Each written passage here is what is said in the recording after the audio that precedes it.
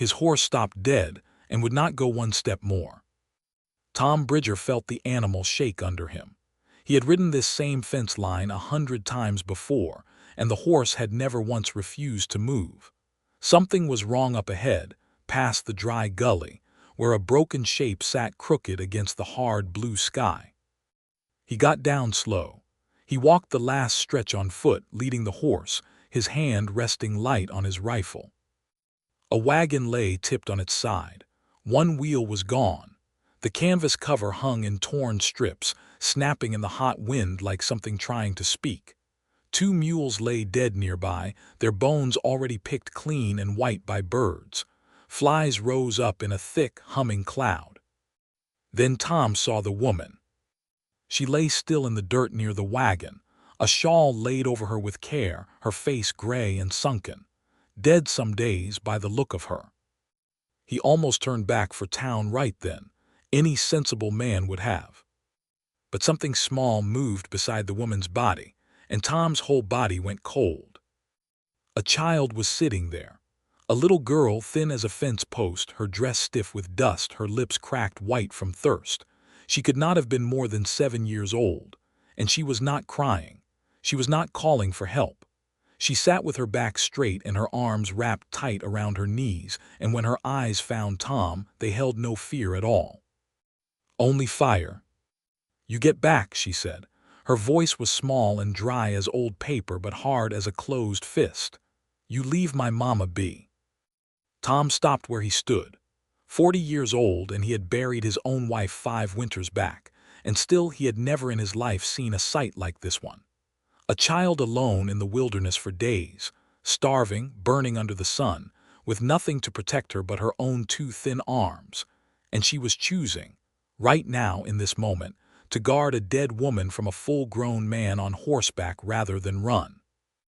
Any other man might have laughed at her, might have called her a fool child playing at soldier, might have simply scooped her up and ridden off, ignoring her, treating her like a sack of grain too small to argue.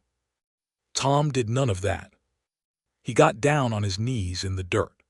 Right there, in front of her, in front of the dead mules and the broken wagon and the wide, empty plain, a grown rancher lowered himself into the dust until his eyes sat level with a 7-year-old girl's eyes.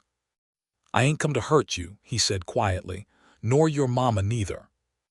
The girl did not move, but her gaze flicked just once toward the canteen hanging from his saddle.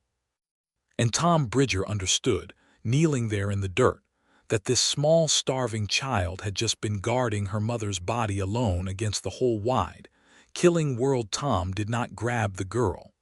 He did not scoop her up the way most men would have. He unhooked his canteen from the saddle, slow and careful, so as not to spook her like a wild colt. He set it down in the dirt between them. Then he backed away 3 steps and sat down himself, right there in the dust, as if he had nowhere else in the world to be. "That water's for you," he said. "Not a trick, not a trade, drink it when you're ready." The girl did not move at first. She watched him the way a young wolf watches a stranger near its den. The sun crawled lower. A hawk cried somewhere far off in the empty sky. Then, quick as anything, she snatched the canteen and drank. Water ran down her chin and she gulped it down, her whole small body shaking with the relief of it. "What's your name, child?" Tom asked once she had drunk her fill. "Ruth," she whispered. "Ruth, that's a fine name." The girl gave a small nod, and her chin trembled just a little. The hard wall in her was starting to crack. "My mama's sick," Ruth said. "She's just sleeping hard. She told me watch over her and don't let nobody touch her till she wakes." Tom's throat tightened hard. He had buried enough of his own kin to know a dead body when he saw one. And now he understood the full weight of what this child had done. For days, alone, starving, terrified, she had kept faithful watch over her mother, believing with her whole small heart that if she just held on long enough, her mama would open her eyes again. Now came the hardest part. Tom could have lied to her. Plenty of men would have, and let some stranger break the truth later in some cold office in town. But Tom chose different. "Ruth," he said gently, "I got to tell you something hard. Your mama ain't sleeping. She's passed on. She's gone to be with the Lord." The girl went very still. Then a sound came out of her that Tom would remember his whole life, not a scream, but a low, broken moan, like something tearing deep inside her. She threw herself over her mother's body and wept as though she meant to weep herself into the ground right alongside her. Tom did not pull her away. He did not tell her to hush or to be strong. He simply sat beside her in the dirt and let her grieve for as long as grief needed grieving. When the worst had passed, Tom did the thing no one expected of a hard, silent widower like him. He wrapped the mother's body in his own bedroll. He dug a grave himself, right there under a lone cottonwood tree, working deep into the night by lantern light. Then he turned to the worn-out child and said, "You ain't got nobody now, and I ain't got nobody neither. Seems to me that's a thing two lonesome souls could fix if you was willing." Word spread through the territory fast, the way word always does in small, scattered country. Tom Bridger had brought home a strange little girl found guarding her dead mother out on the plains. Folks in town shook their heads over it. Some said he should have taken her straight to the church orphanage in Cheyenne, where she belonged among her own kind. Others whispered that a rough, unmarried rancher had no business raising a little girl alone, and no good would come of it. Tom heard the talk and paid it no mind. He had made a promise to a grieving child beside a fresh grave, and he did not aim to break it just to please gossiping neighbors. But the road ahead was hard, and Tom never once pretended it would be easy. Ruth did not speak for the better part of 2 weeks. She ate what was put before her. She slept in the small room Tom fixed up with an old quilt his late wife had sewn. But she moved through the ranch house like a small, watchful ghost, flinching at loud noises, refusing to let Tom out of her sight for long, waking screaming some nights from dreams of the dry gully and the broken wagon. Tom did not press her. 30 years of gentling wild horses had taught him patience, and he treated this child's grief with the same slow, careful hand. He let her follow him about the ranch at whatever distance she chose. He talked to her plainly about ordinary things, the weather, the cattle, the names of the hens in the yard, never once demanding she answer him back. He only let his voice be a steady, familiar sound in her world. Slowly, so slowly Tom could hardly mark the day it happened, Ruth began to soften. It started small. She sat a little closer to him at supper each night. She whispered, one day, asking if the brown mare was gentle enough to pet. One evening, as Tom mended a torn cuff by lamplight, he looked up and found her watching him with open curiosity instead of fear. Something in his chest eased for the first time in years. Then came the evening. Ruth found the courage to speak of her mother. "She used to sing," Ruth said out of nowhere, as Tom cleaned his rifle on the porch. "When we walked in the wagon train, she sang so the dust wouldn't feel so bad." "That's so," Tom said gently, not looking up so as not to scare the moment away. "What'd she sing?" And right there on the porch, in a small, cracked voice, Ruth sang the first few lines of an old hymn her mother had taught her.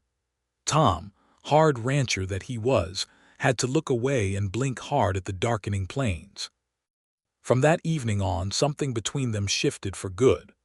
Ruth started calling him Mr. Tom, and then, one winter morning over biscuits and gravy, simply Papa Tom, as easy and natural as if she had always called him so.